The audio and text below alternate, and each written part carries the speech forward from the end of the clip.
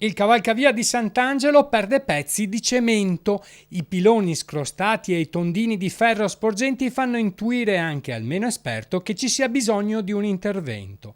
Nel quartiere i residenti invocano manutenzione e soprattutto controlli, alla luce anche della recente tragedia di Genova. Noi questi problemi li conosciamo e il primo ad accorgersi è stato mio figlio, che ha provveduto subito a telefonare a qualche autorità. Ma quanto tempo fa? Ma io penso che saranno 2 o 3 anni.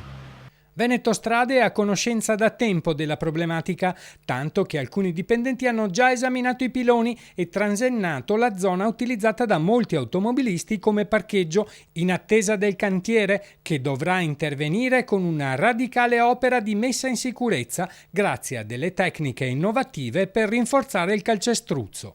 Questo ponte della tangenziale di Treviso sopporta un traffico di 20.000 veicoli al giorno, fra automobili e mezzi pesanti anche oltre le 50 tonnellate. I controlli vanno fatti e quindi dicono che ci sono poche risorse e quindi bisogna mettersi in testa che le risorse hanno delle priorità e quindi bisogna investire nella sicurezza.